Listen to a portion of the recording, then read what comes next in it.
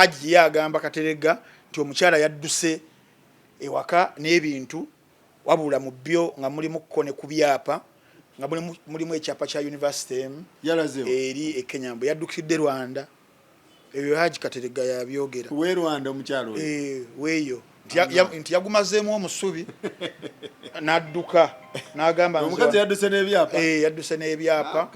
Kasaisha waali atunnyonnyole lwaki abakazi bakola ebintu ebyo. So mukaaka Kateregga yadduse kati bamunoonya egundi eyo bagiyita University of the East African University eri Kajiado Kenya. Okay. Yes. Yadduse n'ekyapa kyali. Yes, aina by the way gundi aina universities nyingi nnyo. Haji nyingi. So emu kwezo yeyo eya the East Africa University eri eside ze Kenya nga ye agamba one nti bagitandikawo bonna. Omukyala bwagamba twagitandikawo ffenna. Okitegeera ne ku board of directors oba board of trustees era kwakola ki kwali musaale. So era yabadde yewunyanya abantu bagamba mutakina kukakwate nakamu ebyo bigambo bya mukyala.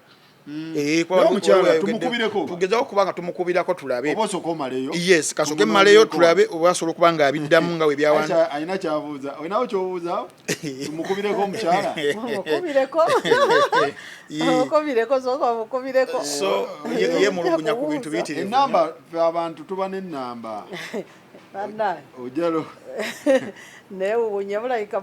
mutataganya amakaga Kateregga kubanga obeera otya n'ennamba y'omwana omuwala omuto bw'ati ng'ate bawe mukadde mukubire tulabe nalongo Kateregga tulabo bakwali oba kati mwakwataganira wa agambye ate omukazi katumuddemu nalongo Kateregga tuba nabo ye nebaako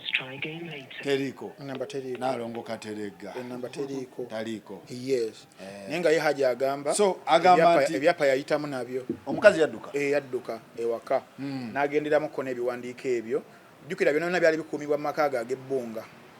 byali bikuumibwa buziga naye Bukedde agamba nti omukazi ate gyali ate Bukedde yewe yayogeddeko n'omukyala n'agamba wano nti ebyogerwa Haji byayogera agezaako kubeera nga ayagala kusigala linnya lyange enziro na kuwininga public sympathy ne trust kubanga yono n'erinnya lyange naye nze gyendi n'abaana bange gye twituli ntende n'ekyapa ekyogerwako sikibbangako in fact nkikuumye bulungi nnyo na buli kimu kiyaleka Haji kikyali intact nga we yakirika. Kati DNA agamba ati eya DNA yagamba nti tugende mu America eggwanga Uganda talyesiga mugundi zaazo bagende mu ggwanga eri America abeerenga bakakasa ate ngeri ya Uganda ligamba DNA omwana omu asembayo tabeera kizza abeera kigongo abadda ku balongo nti omwana oyo siwuwe oba siwa ndawulira Interpol munonyi. Kati Interpol ye Kenya eyawandiise ng'ewandiikira Interpol ye Uganda dukira international police zikwatagana kati university yogerwako kubanga ekyapa kyabuze ye Kenya. Kati Haji omusango yali yagwa wabire Kenya kati Interpol newandikire yawano kati eyawano etule kololo nemuwandikira nemugaa tukwagala ku Lwokunanga 26 omukyala ojje onyonyole kubigambibwa nti nekyapa kyabuzeeyo nga likyabadde mu custody yo okiproducing nalongo n'agamba nze bannanga aba Interpol nemba mwagala ncha ku Lwakubiri nzija akatali kabba amaggo osula mu mulyango sina kintu kyenkweka kyonna era ngoberera amateeka ngenda kujja buli kimu nkyogere nga bwe kirina okubeera nga kyogerwa sobola kubeera nga nziruka buddusi bwendi nze omukyala eyasoma nze omukyala ayina ebigundi zange empitirivu nnyo Haji za trustees kuba naye twetaaga tudigingeyo. Omukyala munnange yali musomi yali student awo student wa Haji professor nenga emyaka gituuse era ko professor nagamba why ate munnange anamma ababembe ate beru bali kensoma kanze kwatiremu kijujulu kito kijujulu kyeru nagamba why ensonga tuzikwasaganye yani basikwasaganya bulungi nezivaamu ebibala bisatu eby'abaana yamufuna mu makubo matuufu. Amakubo ago morale gayinza okubanga si matuufu naye ligale matuufu. Manyi byanjawulo atubibikisinga ligale talina musango oyinza muvunaana kubanga omwana yali yeetuuse ate n'okusoma kwetwogerako kwa kikulu okwa waggulu kuba kuno okwa high school okwo kubeera questionable nnyo morale. Yakola research emala ku muntu oyo yali alowoozezza nti akoze research ekola ki emala but it turned out nti ate omuwala yali yakola research emala ku byali asinga okubanga yeetaaga maybe yes yamwanjula buli kimu kyonna kyaggwa then namutrusting okubeera nga ali mu businesses ezimu ku businesses ze era twali twogera ku kintu ky'amateeka kiri nti in terms of kugabana singa kubeerawo in terms of divorce nga bagenda kutaganjula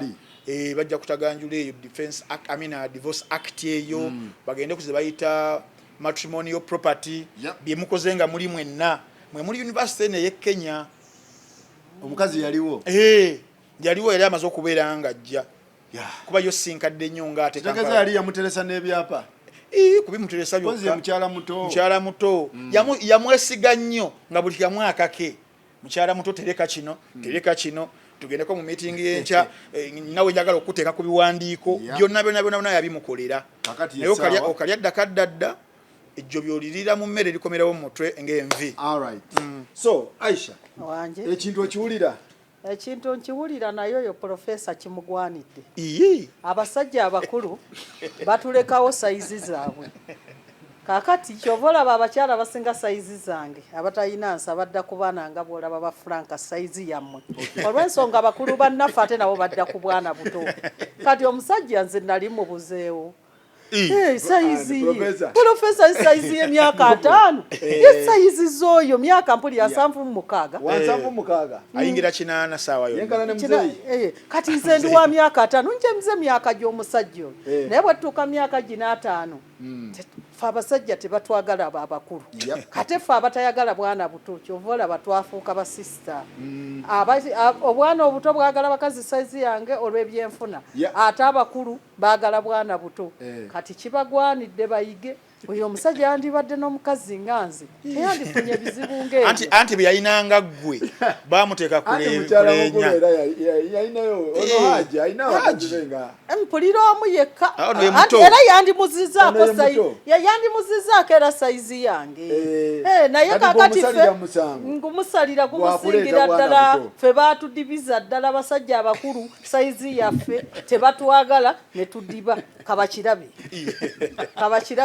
wamma Kateregganze wendi sirika agamba tesirimu tomulebuukanye sijja kulebuukanya abakulu tebasobola kubeera mu vuyo gya kubba tubeerawo tukuze abaana baffe tukuze abazzukulu naye kati yali akyagaleko kuzaala abaana abalala kati obuzibu we buli abaana abo abatamanyi n'okwogera omusajja tasobola abaana abo baba amaanyi g'omuwala gaba mangi n'obwagazi bwe masannyalaze mangi naye oyo omusajja tayina oyo nange kennyini mu butuufu Kateregga tansobola basanga afiiridde mbuli sikulimba nange kennyini myaka 5 nkakasa Kateregga takusobola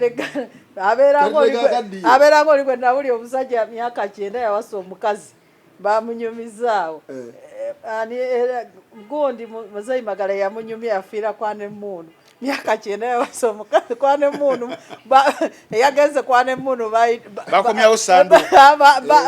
bayita gundi bayita ambulance kati gwe lwaki osalira Kateregga omusango professor nze obuzibu bwensanze mbasajja abakulu nga munnange mukulu munnange nti anze njagala buto kati mbayinako ekiruyika bababbe tebanaba boina kiruyi kyo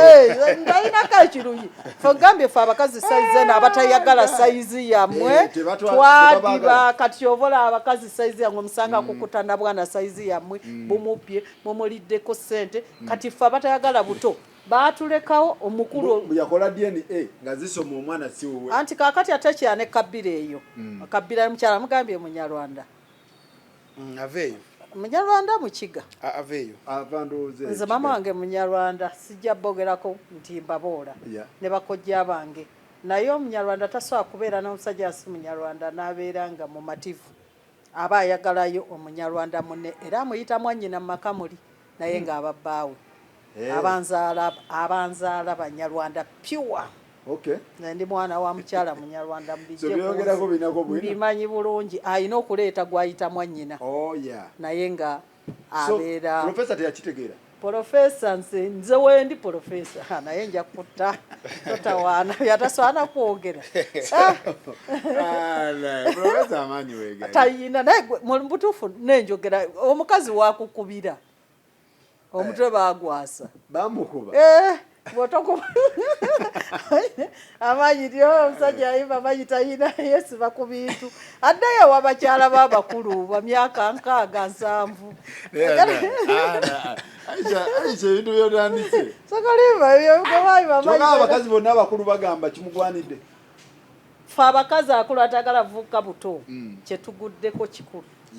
tebaagala bakazi bakulu basaizi yaffe batwesamba baagala buto gaife enju twazisula mu fekka andi buli busobola oleeta eddagala bebi kati nzolabye ndi mulwadde wa nga lwaki sisobola mwekkaanya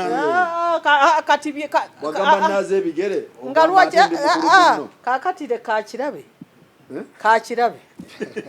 bagenda kumuleka seke kugambye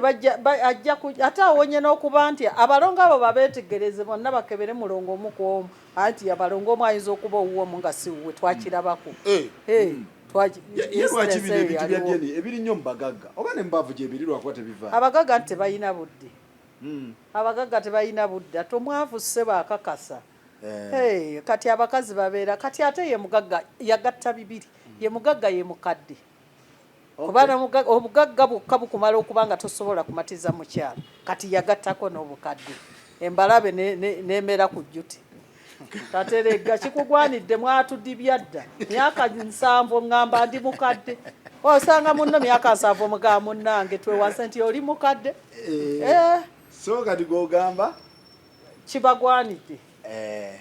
ate temunnaaba abalala babagattika n'abaana bammwe wawona kubanga omwana omu wa mutabani wo nabyo bibaayo kuba agenda okulaba nga yesaiziye Aisha omulira kati yatagusalidde nze kugambye nze abakadde bengezezaako munnange twandyewasizza nti oli mukadde ng'ali myaka 7 owataana nga ndi mukadde myaka 25 3 ekinene kakati awo bakyafuna nnyo obuzibu singa yawasa mukulu munne kati olaba omusajja eyawasa lafalayina nakaki yali ako nakawuubi lafalayina omukyala yakolanga ku UBC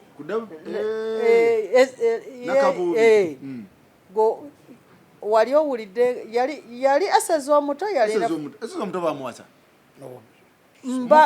kwaba ababiri kuliko gwe bawasa nga mukyala ali myaka nga nsinga kalinga mu 6 yali aseza omuto bamuwasa myaka gisewo nga 10 naye yafumbirwa mukulu munne era tafunanga buzibu bwona yewama yali eseza omuto kuwasa buto naye wawasa ekkazi nganzi myaka ijja ogenda mu 8 oba onookaaba ki kati bakyakaaba Aisha inawo point 1 aiwa buli omu alina kikubanga akiza ku side ye naye kati agiyaza musango kiwano okuleeta omwana omuto teyaza musango naye ffe abasajja bonna gyetukoma okukulirira tuba tulina okunonako eno abato tuwangaale nabo tubazaalemu batwale ku bulamu obupya tutapimekoko mu generation yeno ento naye it doesn't turn out how we would want it to turn out era ebiseera ebisinga nga Aisha wakugambye mwe mubeere ebintu kuba kati because the contention eriwo ku DNA era nezuula nti at least omutali ye obudde yabulina ku mukazi ono obudde tebubeerawo goge mazima ku buvunaanyizibwa bw'abaako ku myaka gy'abaako ku byabaddemu byonna tewabaawo nnyo ku side eyiye tewabaawo kiruyi nnyo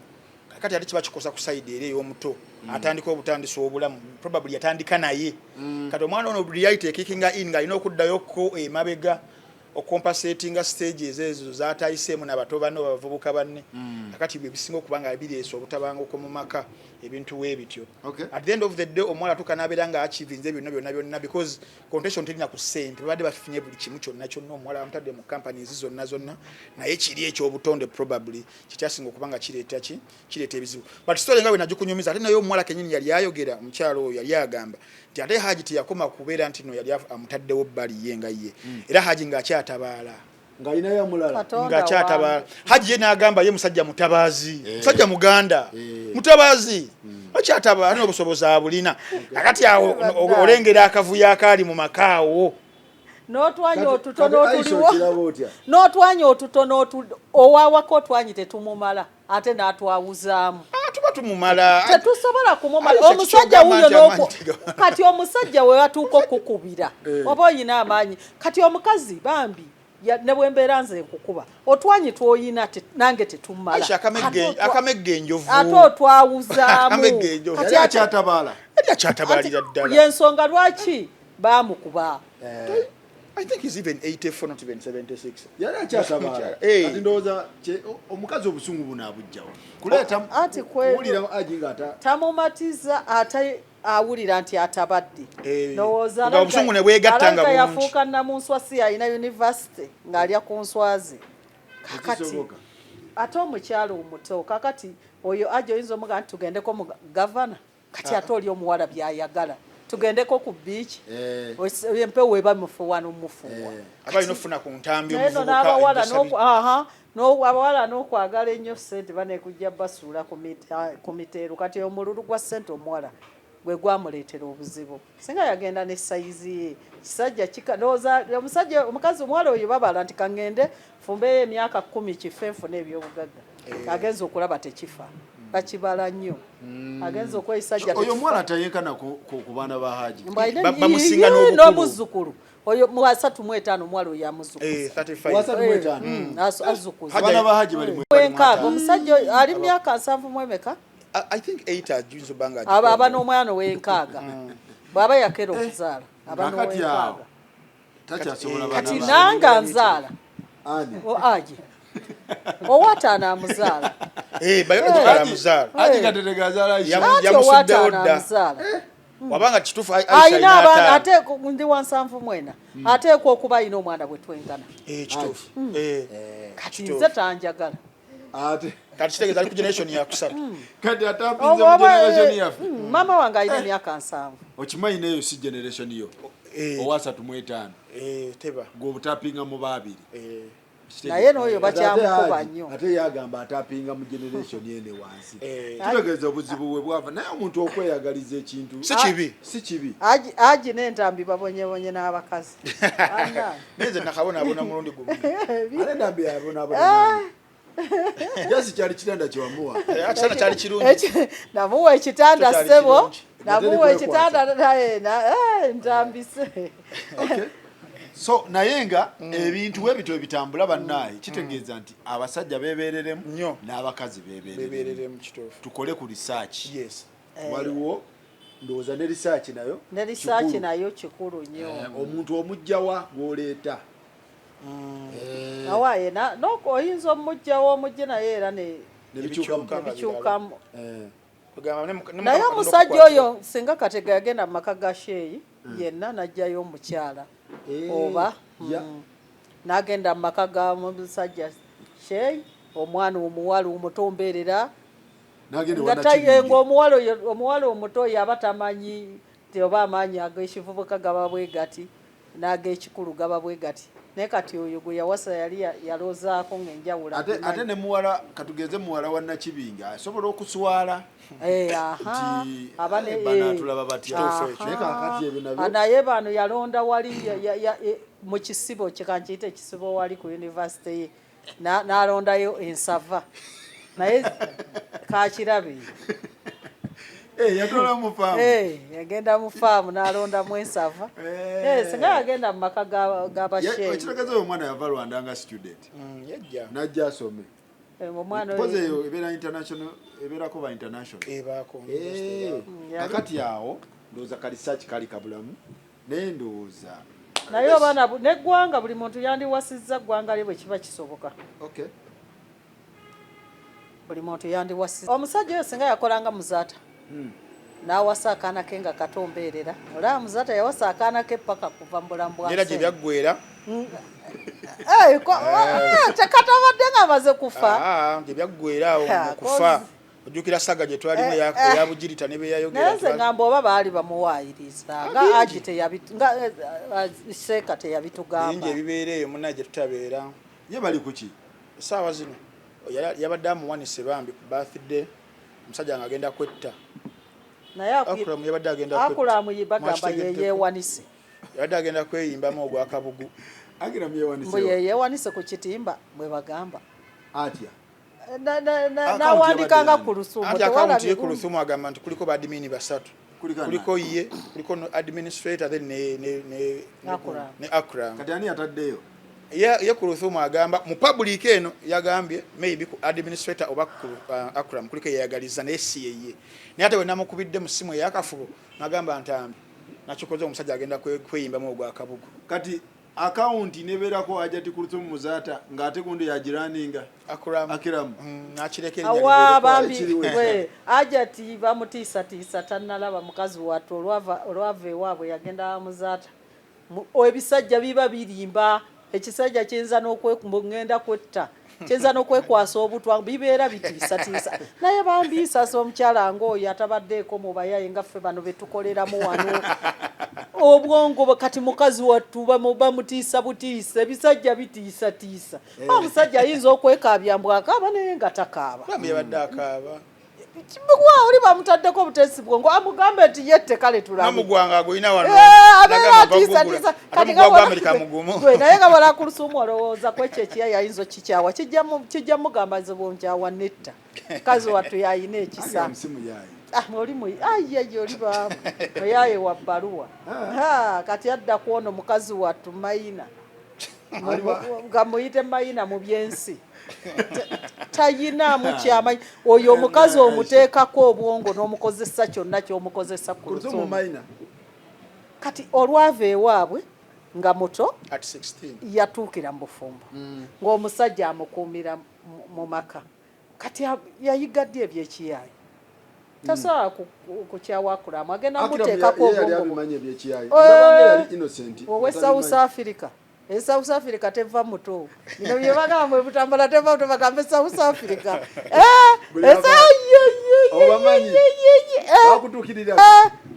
be South Africa mbamanyi muganda wange kakati naye bambi gali amawulire empulira bamukubyeeko ago ag'omu America si matuufu amawulire g'omu America agokuteekako omwana gwe yali alabirira yali na mulenzi tegali matuufu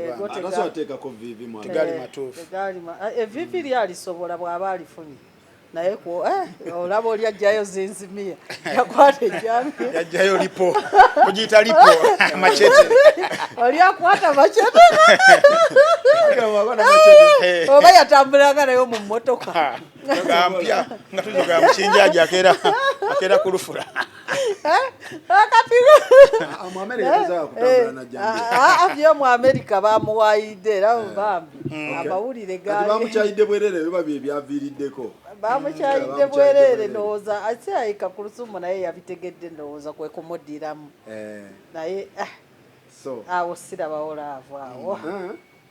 sirabawo bufumba awo jasimu temwagaliza lwakuba ekintu mwakifuluma bali mu nsi zanjawulo ekintu mwakivaamu kati buli gwe mulaba ali happy muba mwagala musika Aisha bwe buzibu bwa nedda Akram yeetaaga muyayi Akram yeetaaga omuwala nga bw'olaba gwe bayita Queen Masolo ye yeetaaga Akram alezenkanankana n'ebisikizinza okwaka Aisha abo ali awo agamba nti nno yayagala Alien Skin n'amufunyisa olubuto tokimanyi ekyeru Akram asobola Queen Masolo tomanyi Queen Masolo ntambi alaka yamumanyi kiri awo kyagamba nga Alien Skin yanfunyisa olubuto Akram akisobola ekyo oyo Queen Masolo Alien Skin ali kuki Alien Skin gyali n'emisango gye wensembedde okumanya nga taata akyagala okumusaako omusango gw'okujjula ebitannajja bwe yajjula emyaka 9 emabega naye gunaakola tebijja kukola gye binona gye bigenda biyinza obutakola olwakubesagamba nti Alien Skin yajjula ebitannajja kati nedda yakitegeera naye nga bulijjo amunoonya naye kakati yazze mu nvubo era musango yagutaddeyo kati tulabe oba guna materializinga oba gunalaba ku musana kye sisuubira Olaba kyawo. Abavubuka kati Alien Skin nga bw'omulaba ayinza obutakuba mukazi gwe bw'oba omulaba naye teri kiruma omuwala bamulaba ayina ebizigire ddala mukube naye nalabye ono bamuyita generation promoter bamuyita erinnya lye yaani Norbert yagambye omukazi bw'atyo bwe yakula waliwo omuntu akula yabadde ku interview ne Kasuku n'agamba bw'atyo bwe yakula naye nga waliwo akula nga eri eŋŋumi gy'olaba naye bannange omukazi muddugavu bw'atyo bambi baamu eyo ŋŋumi yennyini omukazi yakula atyo omukazi yakula atyo mubi bubi bannange bayaaya bwali entanamukubako Norbert bwagamba butanamukubako yakula atyo naye nga waliwo akuba atyo omukazi bambi Alien Skin njagala agendeko mu mbuga z'amateeka babatuuze omukyala bamuwa abaana be Alien Skin afunire omukyala oyo enju eyiye amufunire ne wanabeera mama wa Alien Skin simanyi Grace ono Grace Kakoza bwe yali amuwambi Alien yakitwala kuwamba olw'ensonga nti bagenda ne bajjayo maama we ekibuga eyo nga tebamaze kumugamba ate nga ye breadwinner ye caretaker bayi ne bamugjayo ne bamuleeta eno nga tebamugambyeko so ndowooza ye mutima gwe nakati essaawa zino yakuita kuwamba ate maama wa Alien Skin yali akolanga ku faamu ya Kakoza ate kati n'ekirala ate waliwo era agavuddeyo nti era Grace yalina enkolagano ey'ekikulu ne Alien Skin tali bweru olowooza guno omukono tetuli mugimu guno tagusuula wali Grace namulabyeko mu kifaananyi so yali amwagala ng'omuntu mu buntu Grace mukazi mukulumu nti yali ayagalana baali baagalana kati okusinziira kuboogera ku gwenkooti ng'omu ku mikwano gya Alien Skin ye ng'agamba nti ono yakikola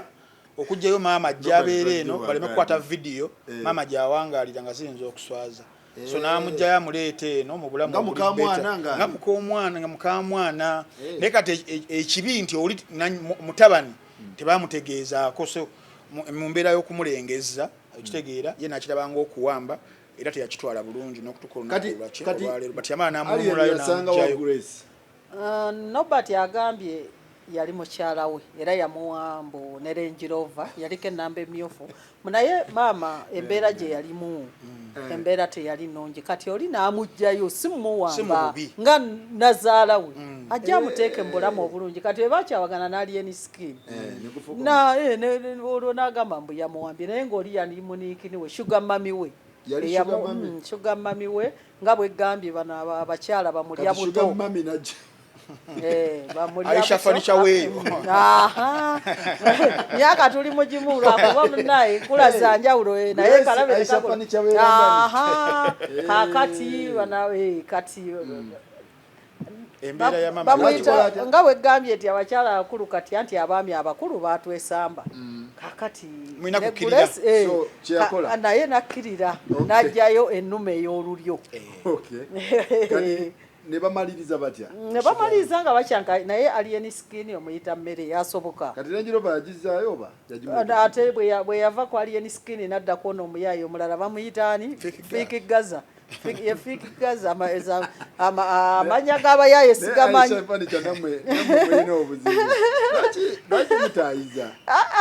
kakati bw'obeera nga kati manya nti omukyala yaba afuuse omusajja yateekamu kakati oli yakola ssente ze kulya kyayagala kakati ono yalaba yemamaaza ate n'adda ku oli okulumya oli nga namwe mubikola kati kateregga ye amaanyi talina kati Grace ali wa Fiki Gaza oba nayo yavaayo yaddukayo kimanyi eri yali attempt ya revenge ku revenge nga kono nawulidde Norbert yagamba oba naye amukuba amanda akubani Nobert mbu yamuwaddeyo simanyi Nobert gwagala kuwuliriza interview ya Kasuku Nobert bwamuwaddeyo bane ssente mmeka ayina ne zaayogera gwe naye gwe abakazi abali obuto bamanyi nayina omukyala yajja wano nga customer ojjukira omukyala mwali bato yabba obukadde olwenda gwomanyi history eyabba obukadde olwenda eyabba obukadde olwenda oba yali minisita akankwasa ng'abukweka mu nju omukazi n'abubba story eyo omusajja yalina bukadde lwenda nga buli mu nnyumba oba akankwasa yali minisita mu gavumenti eno nagala nawanuuza omuto yali mukazi we weeka kati n'omukazi kye yakola olwenda n'alubba kati olwenda lw'ebiseera ebyo myaka nga 10 gye twogerako n'agenda eruzira bw'ava eruzira bukadde lwenda yatuukira wano mwaisha furniture nve nzijja abaana bampita waliwo customer sente tezinnawera nasanga mu dduuka kuleti ya bbiya ng'ayina olulenzi oluto wano ku mabbali ng'omukazi annyumiza ngamba nva luzira wawulya story nze naye nagiwulira ebiseera byo nasomanga nnyo bukedde nze bwawulira eyabba obukadde olwenda ati nga mazo savinga teri amubanja teri obukadde ali kubalaze aluguza omwe nga baana bonna wano abagulidde atugulidde soda ayina olulenzi oluto lumuli ku lusegere bwe yakomawo lalanga ngamba oyina ku bulenzi obuto wano abaana ba furniture buli eyayagala nga yeyatwalanga naye ng'oli omukyalo obeera naye mu bbaala ng'atakulaliranye omulala ebigere abaana naye abayaaye baali obukadde olwenda nakoma okumumanya ng'agamba nze nafumbirwa eno omutabuliiki nga bazimalawo zonna oli yatabuka kugaye ng'abana ono nga takula ono bigere naye nga kitalo nnyo ekya Dr. John Spire Sentongo omusajja yafiiridde wa yafiiridde ku guest house emu ekajjansi bagiyita Dreams oya mawegolese matuufu oba matuufu yafiiridde mu lodge yafiiridde mu guest house kati guest house era mu Luganda nga kibi eyandibadde nga lodge gye yafiiridde lodge ezimu lwakuba nti abantu bakifuula wano naye nga lodge abantu bawummulirayo okusulayo naye nga si byakwegada lwakuba nti Uganda simanyi lwaki bakipiikingayo ogenda n'owummula ko okunoonyeza kukyagenda mu maaso naye mukyalimuko ebintu ebikyalumidde ebiri mu kwogeza abantu obwamu ekisookera ddala yasoose n'abula family n'ebeera ng'emunoonya nga temanyire eri amawulire agasoose okutuuka ku bannazana kuba alina eddwaliro eryo Henrob Hospital liri awo Zana nga amawulire agasoose tibamukubye amasasi gegasoose mu batuuzi ago ne gavaawo omulala n'aleeta amawulire ag'okubiri yatugiddwa ali awo so family n'ebeera ng'ekuba ku masimu ekola ki paka yamutrakinze n'ekwatagana n'ab'obuyinza yamusanga ku guest house eyo ekajjansi ng'eri awo guest house yennyini bannannyini oba abakozi baayo basoose gaana kubeera cooperative naye nga omanyira ng'encuku yazze omuntu yafiiridde awo gamansamansa bigambo ate bano nabo nga obusungu obuva ku bano so embeera nebeera nga teyabadde ennungi awo mu kusooka naye bo aba guest house bo bagamba bamukonkonye nga womanyi olunaku weetaagayo omuntu ayingidde biki nga takola ki nga taggulawo okitegeera leero si mmande kitegeeza yasulamu lwa mukaagwa probably okiraba so bamukonkona taggulawo bamukonkona takola ki taggulawo kwekubira ab'obuyinza we bazze kye basoose okwagala okufuna CCTV camera biki bye yakutte yayingidde atya yayingidde naani bagenza okukebera azipa gendi mu quoting essaawa zino I don't know if gajja kukyuka naye azipa omwogezi wa poliisi Luko Wesigire ng'agamba nti kamera zaalaze nti teyalina muntu gwe yakoze eki yayingidde naye yayingidde ng'omuntu agenda awummuleko nabo beekanze kusanga muntu mufu but circumstances z'obufu tebazitunnyonnyola nti oba twamusanze attiddwa oba masasi oba attiddwa kiki ebyo byonna tebabitukola ki tebabitunnyonnyola ne batutte omulambo gukolako autopsy olunaku olwajjo olwaleero gukomezeddwawo balina mass sawa zino twogerera sawa zino kati bali Lwezi bali mu kubanga basaba sawa 10 guleetebwawo ku ddwaliro ku Henrob era gusabirweko kawo ddwaliro libadde ddene nnyo nga liyamba bannazza naawo ng'omuntu abadde muntu mulamu n'obuzzi nga tolina ssente ng'oli mukyala ng'akujjanjaba n'agamba ojja kuleeta olulala ojja kuleeta edda si ddwaliro weerityo nti abantu bafiiridde omuntu wabe then enkya atwalibwe ewaabwe Masaka then ku lunaku olwokusatu aziikibwe. Ono nno yabadde muganda wa Jimmy Spire Ssentongo abamanyi obulungi omuntu akuba bukatuni obwo Sabazona professor lecturer is a lecturer asomesa ate is an activist mulwanirizi wa ddembe era ono John yali yasikira tata waabwe yali yafa ono n'asika olunaku olwaleero Jimmy Spire agambye nti singa kibadde kisoboka okwexchanginga ani alina okuba nga afa yasobola okwewaayo okukomyawo obulamu bwa muganda we. Jimmy wagambye leero ku mukutu gwa X n'agamba if it were possible nga we could exchange nze nfe mu kifo kyo nali kikoze kuba obadde otya nnyo okufa era nga twali twalagaana nti nzajja okusooka okufa. That's how deep kati kyekituufu ekiri mulogi ya like ekituufu abalogi batubuulira oba we really don't know but okunoonyeza kugenda mu maaso naye omuntu kyeyali yeewuunyiza kino kiri one amakaage tegabadde wala nnyo ne Henrob era badde mu area y'Ezzana dwaliro bali mu area y'emu kati omuntu ogenda okuwummulirako ekajjansi nga kuwummula buwummuzi yavudde ku ddwaliro ogenda owummulamu ndowooza era because era luguudo lwe lumu whether ddwaliro oba waka area y'emu naye omuntu ogenda okuwummuliramu ekajjansi nga wali kiwayogedde nti okuwummula yesiro gye baziwummuliramu naye bino nti safaari ngenze Kabale ngenze Embalala omuntu asobola okuwummula naye okuwummula kwa distance etasuka kilomita 10 ate nogaako ogendeko owummulireko ekisaasi ku loogi kikyalimuko okutankanyizibwa so awo poliisi weerina okuba nga eyambira ddala okuba nga ebuulira probably family ne public at large because ne public naye badde alina bingi byagikolera what really happened kufa okuko kwatukubye enchukwe naye kukyalimu amatanka ne mangi nnyo but okufa kuba kufa it can be natural death singa baba kibazudde but also wakyaliwo suspect ya foul play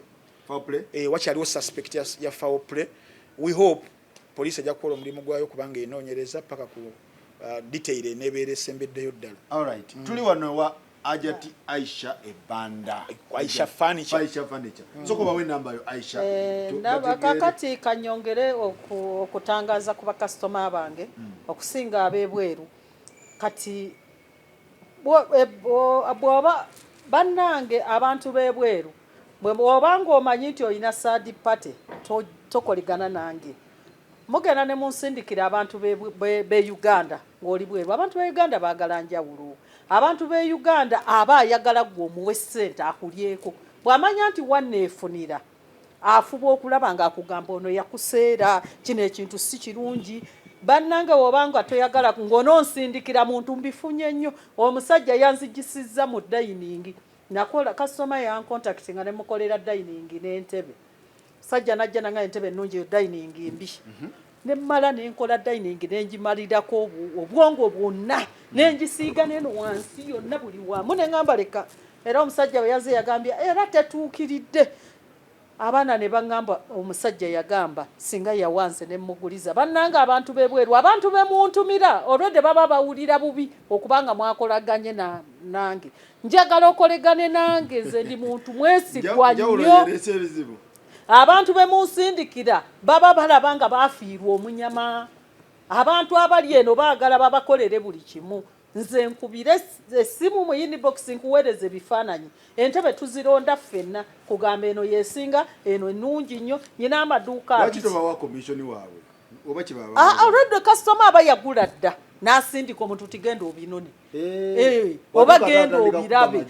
bwatu mbifunye nnyo bannange ekintu ebintu byange nga bw'obiraba Faruuko gw'obiraba bagambe olaba nze bwe nkuguza ekintu nojja n'okiraba nga kibi. Abonna banaye mu comment section yabenguzizza mu commenting ne bwolaba ngo kati nyina omukyala namuguzizza akameeza nena obumeeza yangulako busatu. Bambi omukyala oyo gundi ye yamunsindikira mu nebalize erinnya lye Saalifuna kubanga muntu gwe yajja naye kwe twateeka ku lisiiti. Mukyala bambi ye yajja n'enywevu nkutumiddeko nnyo namba emu ye yamuwa ennamba yange. Najja nangulako seti z'entebe 2 nangulako n'obumeeza 3 kati yankubidde jjo nangamba obumeeza akamu obutono tebuyingira bulungi bugenda okuyingira luza babukola buwanvu bwekuuta bwe buti. Yeewuunyiza nnyo muganda namugaye bukomyewo mbutereeze era yakyewuunyiza nze nkugamba sikusaba wadde 10. ekisooka protecting erinnya lyange n'eryammwe nze customer sikusaba wadde 10 ku kintu kyange nga kirina kye kibaddeko okutereeza kuba kwange buli kimu kyenkuguzizza kibeera kyange emyaka gyonna bannange oba tokoleganye na Aisha Furniture togula bintu ku online ababazzi babbi bajja mu maduuka muno ne bakwata anti obalaba baba saagala bampulire tundeeryo balaba ne bakwata entebe zaffe ebifaananyi ne babiteeka ku TikTok ekintu ekya miliyoni 5 ateekako miliyoni 2 olumu wa sente n'akuba buli mwezi nawaganja kuleeta emitwalo 5 nga bwe nkuweereza lisiiti bwe kiggwayo ng'ondagirira gye kiraga nga nkitwalayo guno omwezi gwonna ogw'omusanvu kobe ng'ogenda Mbalala transport wa bwereere guno omwezi ogw'omusanvu kobe ng'ogenda booda ku booda mugulye bamama bamwe Masaka ebintu mbitwaleyo Mbalala mbitwaleyo Kabale mbitwale free transport ogw'omusanvu gwokka oli amanyi okujja mu gw'omunana n'agamba wetuga transport wa bwereere bannanga ababazzi babbina ne bwolekako mitwalo 2 ne bwozimalayo emyaka 2 ofayo oba wa kasitosibako mu gw'omusanvu ofayo oba ogifunye kasalisiti ebanga egamba nti gwa musanvu 225 ne bwomalayo mu myaka 3 ofe ebe ekyaliyo bannange babuli ebiki byolina nyina abumeeza nyina dining nyina entebe nyina ebitanda nyina kabada nyina oduropu kichenera buli furniture yenna bane enkola amafumbiro kesi ya abafuzo sizikola naye buli ekikolebwa mu muti ekitali kesi z'abafu era waliwo omwami mukyala webwero yali agamukolera kesi naganedda iyo sijikola kesi y'abafu sijikola tuli ku nsonga za dokita yafudde oyo saamutegedde bulungi naye kyamututte mu loogi kyabadde ki abasajja nabo bannange nze ngamba oba abaloogi balina kye babikira omuntu oyingira otya mu loogi nga toyina gw'oyina balage poliisi ng'oli kumpi n'ewuwo siwala nti oba oli Mbalala Kaseesewa ng'oli kumpi n'ewuwo abalooja abo balina kye babikira kizibu tosobola so waliwo ekintu awo waliwo ekiriwo naye poliisi egende mu muloogi basabe footage emwekeberere ejja kuzuula waliwo kye bakweka kubanga waliwo ekintu tekisoboka ekyo olaba kirabe naye abaami baffe bannange mweddeko abaami ab'ebitibwa ekikutwala mu loogi ki ate zino eyabyande bizajja mwenteeka furniture eyabyande bizajja zo teziswaza mwenteeka furniture aba eyabyande bimujje nzitaddemu furniture y'omukyala yaliwa eyabyande namba emu gwe yalagirira waliwo ekiriwo ekirungi omuntu teyeefiira amazima gajja waliwo ekiri omuto bambi bw'atyo yabadde mu loogi yekka bo bwe bagamba naye tekisoboka waliwo kye babikkirira kati ate ne loogi eyo eyinza okuba nedda n'okutya erinnya lyayo batiddemu omuntu kati ate footage eyinza okuba yamusiimudde poliisi bwesanga ng'emusiimudde babakwate nga footage ali tampered bannanga bazadde nga tulabye omwana wo bw'atyo ali successful tumalirize ne Gashumba ne Hajati Namyalo olutalo lwa Piraawo olutalo lwa byanfuna kiki ekibalwanya kasente tugenda mu kalulu Namyalo yagamba ki Namyalo agamba claims za Namyalo ngenda kuzikugamba mpitirivu ne Gashumba byagamba biyitirivu naye bano balina conflicts eziri political eziri personal eziri financial eziri political bakeera ne bateekawo omukyalo oyo ku mulimu n'abeera nga ye chairman wa office ya ONC office of the national chairman bakola bikyabo abo bakola ground mobilization n'okudistributing resources naddala mu buwagizi bwa mwami Museveni n'abantu ba NRM ye office eyo gye bamukwasa eri wano Kyambogo yes eri wano Kyambogo naawo mu kumuleeta awo yafuna okusomozebwa kungi nnyo abamulwana abali balowooza nti no balina okubeera mu office mu office eyo abaali awo nga Malingumu amutuukirira Frank Gashumba nga naye alina project ye eya t-shirts ezamuvuzeeyi tova ku bbala nga naye azirese jjukira ono ya distributinga ki resources nga sente ku projects ngezo zigenda okubeera nga zibeeza mu M7 awo biki mobilization waleeta project eyo Gashumba yajja amaze okuba nga printing up t-shirts yezagamba ezaali ziri in the tune of 1.5 billion kati nga zeno kubeera nga accounts babeere nga bamuwa sente ze yes Gashumba ye n'agamba project ne baje mu bako ani abamu kubali munda era jjukira omusango ogwagenda kukone mu kooti nga bagala okumanya trademark ya muzeeyi tova ku main yani William yali yashibakato mwalimu figures nyingi nnyo ne bibeera eyo naye wakati awo tetumanya byaddako now wano mu revelations z'omukyala Namyalo we yagiddeyo ebiwandiiko ebikakasa 1 nti Gashumba yaweebwako ku sente milioni 583 okolaki kweyo project ya t-shirts ezo webityo sente zamuweebwako ekyokubiri n'agenda ku musaala nabeera nga aweebwa obukadde 3 buli mwezi nga position gye bamuwa role gye bamuwa bagiyita shadow operation shadow operation ngakola biso shadow operation I think kati shadow operation ebeere eyo ng'ogenda kuzannya emizannyo nga Gashumba gyali mukubeera nga azannya kozesa talk shows zakola okubeera nga mobilizingira mu 7 n'okudi campaigning abavuganya mu 7 so shadow operation ali ku milioni meka 3 milioni 3 ze bamuwa so nabeera nga akola omulimu ogwo bagita blind operation namugamba nti obwongo bwe buli mu envunyu maggot jana ine envunyu Gashumba Namyalo yayogera nengamba yitusewo tutyawo oba okitegeera ndi Namyalo ine envunyu Gashumba nti mu bwongo bwe mulimu envunyu yazira baati bwatu wayogera namusako n'ekyokuba tino yeesaba ebizigo nti ani agwa mu bizigo nti Gashumba agwa mu bizigo bino bigambo bya Namyalo gwe kikyolaba naye bizikyali ku bya Namyalo kuba amumanyi okunsinga Gashumba yeyerusa wagamba kati ezo alina obukakafu the accusations zera nga alina obukakafu agamba ne mu kooti agendayo n'awangula omusango on the other hand Uncle Frank Gashumba atandikadde ogwa mu bizigo ono ye yamulaba yamusanga mekako sabuni yamukozesa then n'ebizigo ne pipa okusinzira ku Namyalo Gashumba ine pipa ewaka awakawungeze nga yakatuuka nasooka n'agwamu neyebbikamu n'avaamu machanga azokuse n'agwamu n'avaamu bigambo byani Namyalo banaye Uncle Frank bigambo bya Namyalo wamwewuliriddeko si byange Gashumba mweru kuvadde nange namulaba kuva mweri musajja watu simu ka Uganda kubanga alivira Maria agwa mu bizigo uno wagamba Namyalo bannange si byange nze banaye si byange Uncle Franco netanya guteese nenaddiza in fact yasososonkereza Uncle Frank agamba ati achogera kyate ekibizigo agamba me I was born brown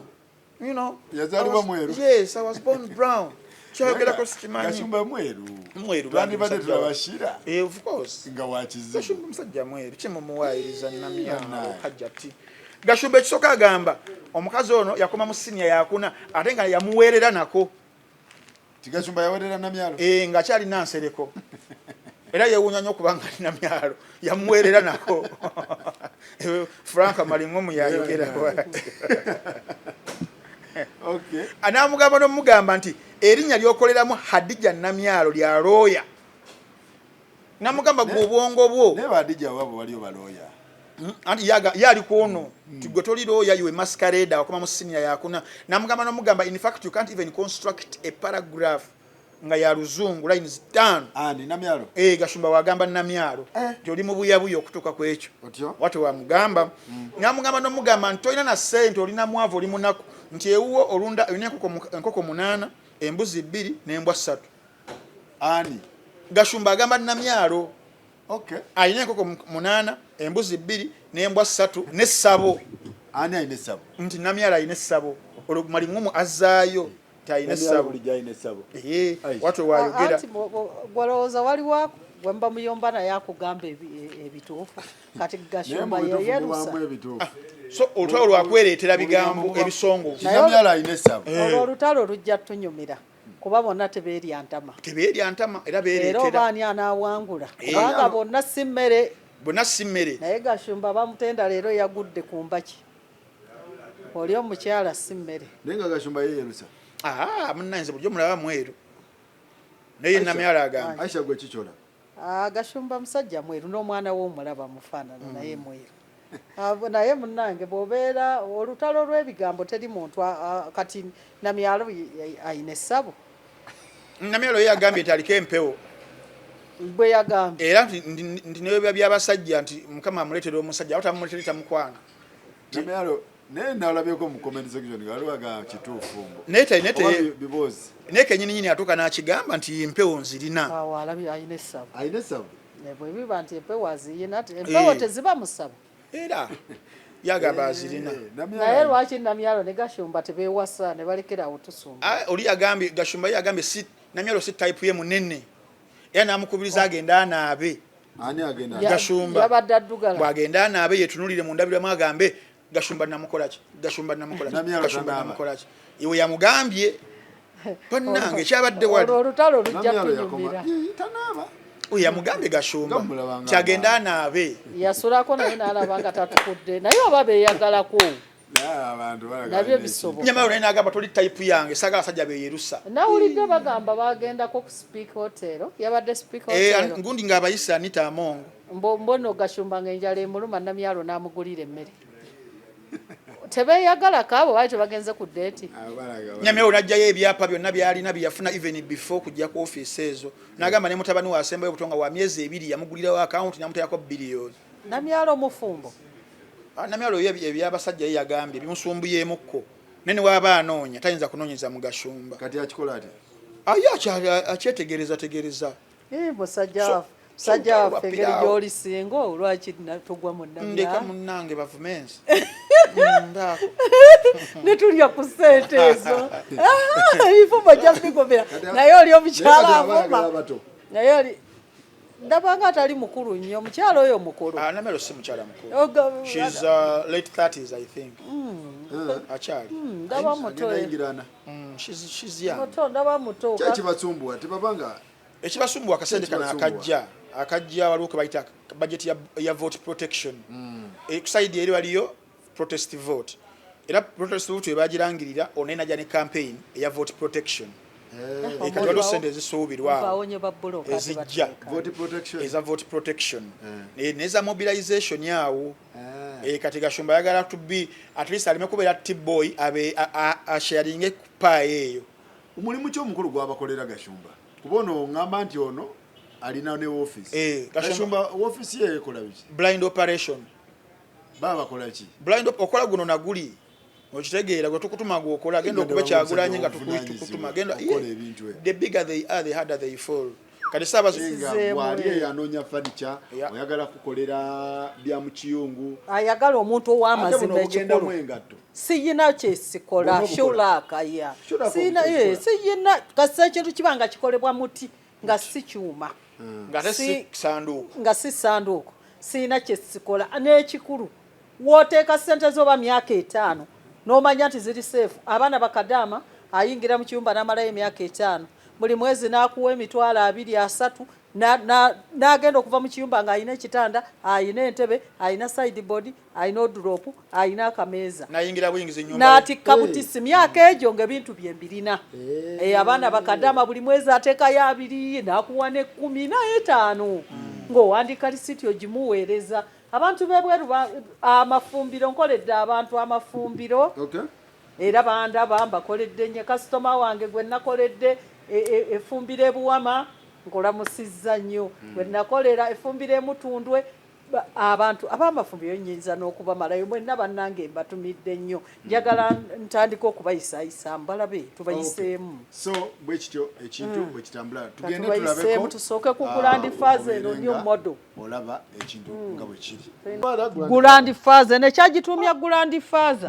teri agikaddiya nga mulamu. Abaana be bagamba nti eno yali yajjajja. Ensonga lwaki tugitagwa eno bagigula nyine yasibako mpola bamuyita Madamu Susan. Ndowooza emyaka nga 2 ng'atandise okumpa ku ssente ze emyaka 2 era agitwala mu gwa 8 naye nga tuzikola gye ziri. Mugirabye nkyaba tugambanga omwezi guno gwonna tusooke kakati free delivery guno omwezi kati eno dono olugoye bw'olukaddiya ng'oli mulamu kuddiza ssente zo lulinga carpet ndowooza olulaba eno footrest bagiteekako bigere zino bazeeta kati eno olugoye lulinga carpet muluwulira ne kasoma tasobola kudduka naye kaakati eno entebe nejjirita tegikutula bwegisala luno olugoye ejjirita terusala terusala luululabe ejjirita terusala zino bazita eve material ziringa carpet zino zengoye ezisinga ebbeeyi mu Uganda era muno mu Uganda teryasobola naddugu nakola lugoye Xavier luno taluyoza naye kyali kirungi lwakuba maama obulungi bwakungulu naye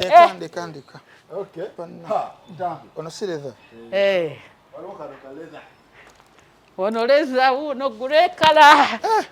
tujja eno twagituuma benzi oli muwala wange eyakulaga ebitanda ye yagituuma benzi anti kamfati yayo gituule mu eno set number 7 seater naye kyo boyagalako 5 gyotwala kati nga gwe webyana oyinza ogantwala ka 2 seater kokka ndikekemeze ng'omwo nako ng'otwala tewali buzibu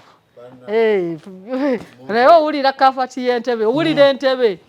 wano mu Uganda teryanenkana kukola bintu byaffe bikolebwa wano ansobola gasaana okukola ogweno olinga kapeti teriiyo mu Uganda bazitya mita y'olugoye luno ya 5 mita emu bakola zino za 8 ololeza nga naye mulungi waliwo eno yikirayi nayo wagirekawo ogimanyi tuulamu eyo kale zino za office za mu nyumba yikirayina eno mbeera nga ate ali e Paris abaffe njirako ko bwenti neneyagala Xavier ng'aleeta kabbiya Xavier tuteeke mwani kanfunayo omuntu omweru nali simumanyi linnya omweru ono asembyeyo owa Valentine omulenzi nze muyina simujjukira linnya lye omulenzi nze muyina kati bw'oba oli mwene entebe teweetaaga muntu ali mabega kuvaamu okyuka bukyusi bannange nze alitwala omwana wange nandeetera buno bumakyala kati ogatta bugasi magulu n'abooti n'amaanyi neddayo oli mwavu waimini oli munafu gira nnyo bw'otiddeyo banna ntebe ga za kikungu kati eno bagiyita fiber nti ogira yonna bwegonda ogiraba bwebootaboota naye Aisha eriwe singa obulungi bana entebe zonna nange zintabula okawulira bana yenyina entebe bantu bange naye Faruku nno tamala galangalanga naye bw'olaba akulanze ofa omwezi guno gwonna kasita obuukingako mu gw'omusanvu transport wa bwerere boda ku boda naye ogw'omusanvu kasa guggwako bwepa eyasibako eno ofa tekkolera ekolebwa muntu alina lisiiti nga yamugwamu ng'atandise mu gw'omusanvu ennaku z'omwezi era mmeka leero 23 muyinayo wiiki emu boda ku boda waaye transport yo yaba mungi bawaamu katono gwayo w'emikolo bannange mumpe Airbnb nzikoleko okuva ku kameeza amazima kikulu bannange ababazi babi najja bawonya naffe batubba ona office furniture buli kimu miti gyaffe gyawano nenga bye bisale bisoboka fe bamfuna mpola bantu bisoboka nsobola okusasula ko mpola mpola osasulira omwaka mpola era nayo grandfather papa bannanga alitwala omwana wange nze eno gye njagala nyina omwana alina diff naye ne ips myaka emeka 31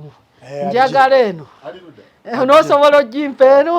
eno gye njagala ondeetere tujja kwogerezeganya eno gye njagala si kutwala mwana wange n'ondeetera entebe ezivaamu ebisubi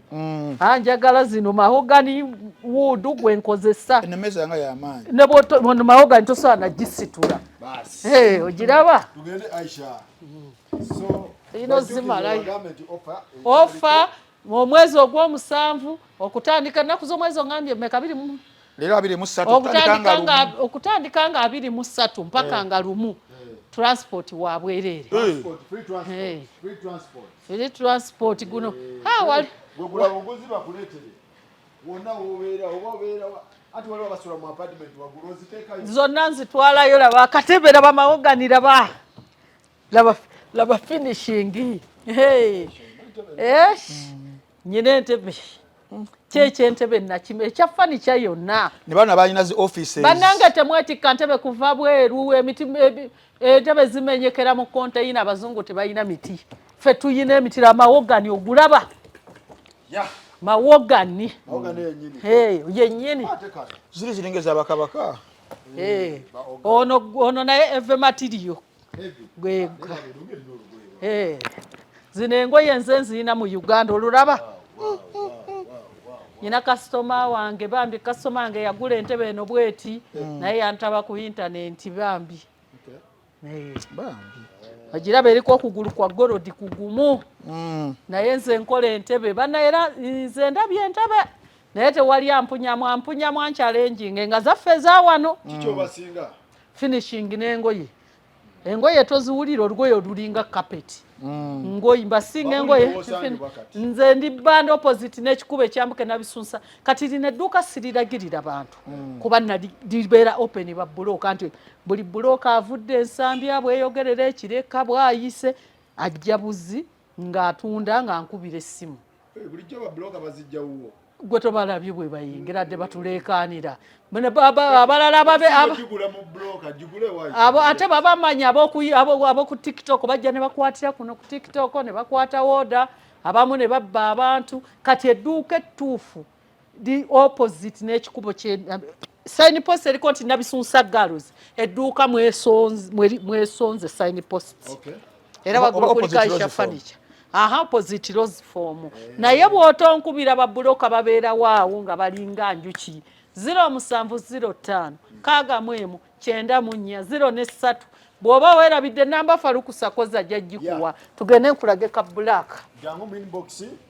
namba ya Aisha Furniture oba olina ebirala by'oyagala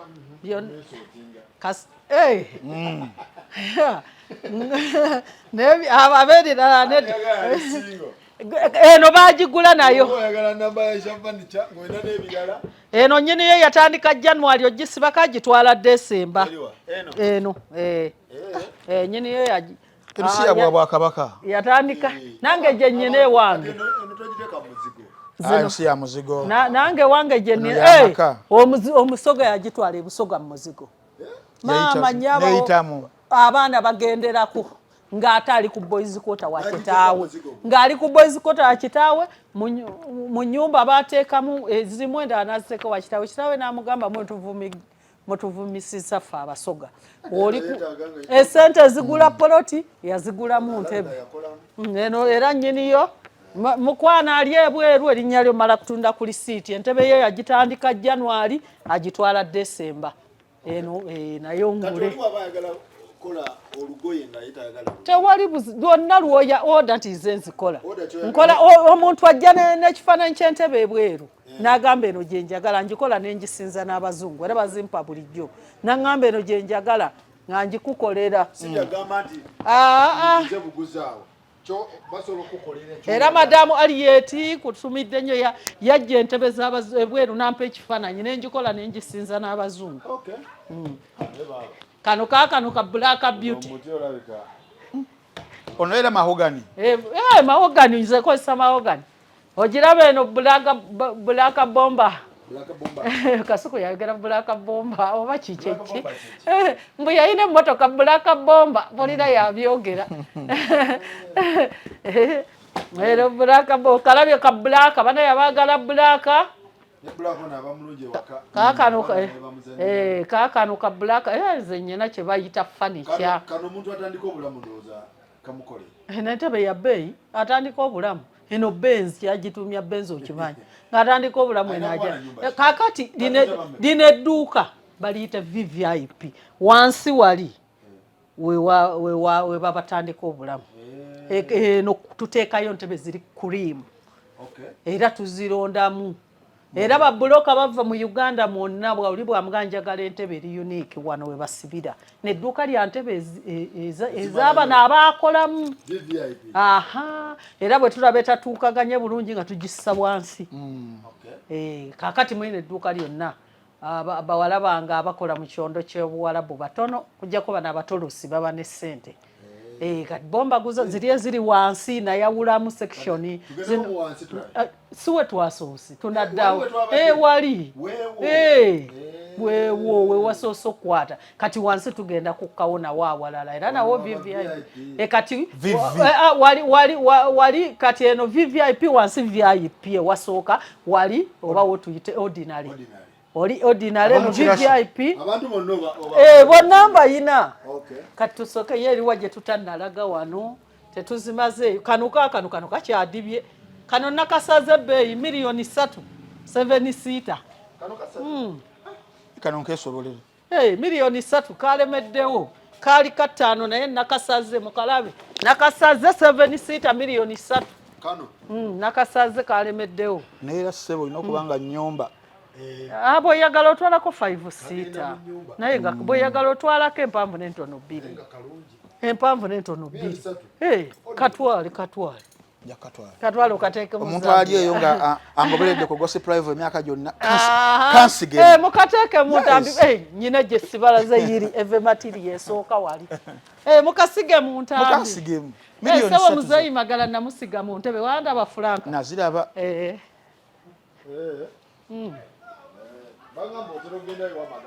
nagendayo twokye embuzi ekiro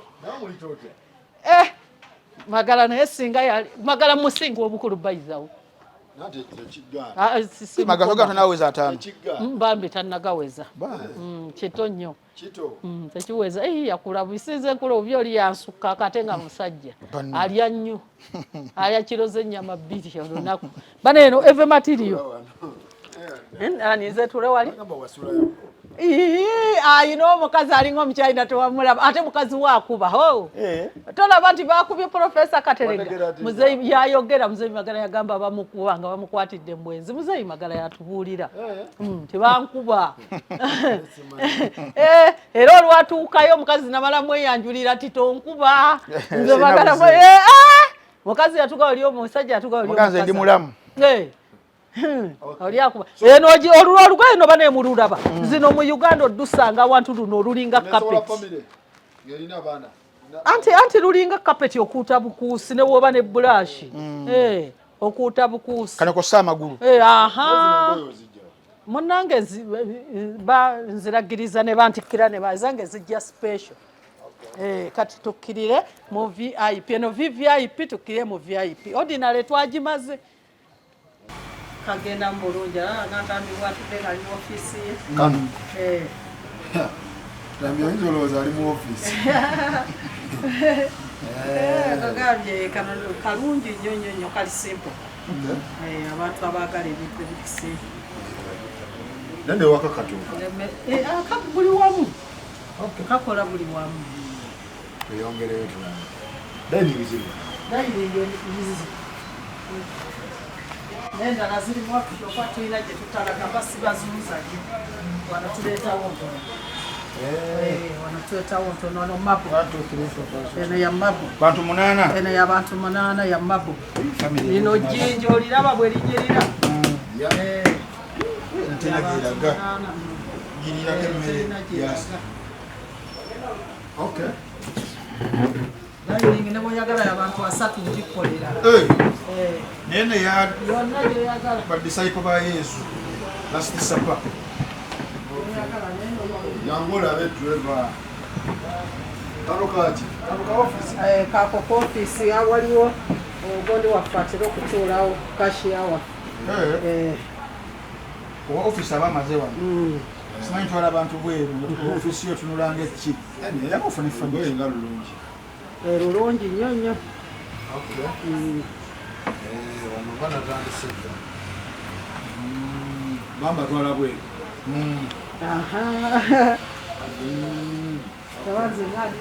olaba wano bwoba olina essimu yo oba ecupa yo ng'oteeka wano safe ndeka eno safe. Sono pasta wanagira. Aha. Nga wano oteekawo ecupa. Glass. Ngira nebeera ejo.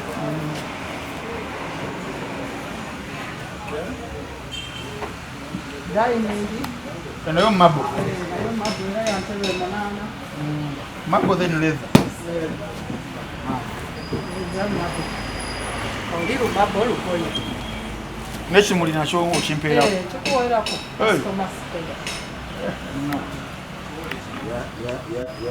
Ate kano. Nako kaakano. Eno bagiyita yu. Abalamu ziyita eyo. Nesukamu eyo. Bagiyita yu. Emmeeza zimmako. Eddiro lyegendamu. Era ng'oteekamu sente z'omuntu.